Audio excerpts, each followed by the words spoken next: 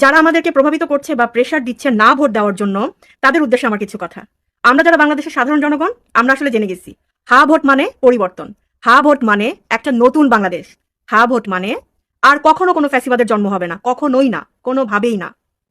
হ্যাঁ ভোট মানে জানেন, একজন প্রধানমন্ত্রী শুধুই দেশের প্রধানমন্ত্রী, উনি আর দলের প্রধান হতে পারবে না। মজার খেলাটা কোন জায়গায় জানেন? আমাদের আর্মি, র্যাব বা পুলিশ, এই যে প্রশাসনের যে ক্ষমতাটা এতদিন শুধুমাত্র প্রধানমন্ত্রীর হাতে থাকতো, এখন আর এটা থাকবে না। এখন প্রেসিডেন্টকেও কিছু ক্ষমতা দেওয়া হবে। সিস্টেমটা এমন করা হচ্ছে যে আপনি ইচ্ছে করলেই ইন্টারনেট বন্ধ করে হত্যাকাণ্ড চালাতে পারবেন না। আপনি ইচ্ছে করলে মাঝরাতে সমস্ত লাইট অফ করে, মিডিয়া বন্ধ করে শাপলা হত্যাযজ্ঞ চালাইতে পারবেন না। বিডিআরের ঘটনার কথা মনে আছে আপনাদের? আর্মি, র্যাব সবাই অপেক্ষা করছিল ওখানে যে যারা আক্রান্ত বা যারা অ্যাটাক হয়েছে ওদেরকে বাঁচানোর জন্য, কিন্তু প্রধানমন্ত্রীর হুকুম ছাড়া তারা নড়তেও পারছিল না। এইটা আর থাকবে না যদি আপনি হা ভোট দেন। আমরা যদি হ্যাঁ ভোট দেই, আর কোনো রাক্ষসের জন্ম হবে না।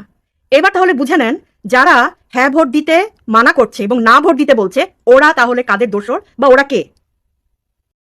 5ই আগস্টের আগের জনগণ আর 5ই আগস্টের পরের জনগণ, এই পার্থক্যটা কি আপনারা এখনো বুঝতে পারেন নাই?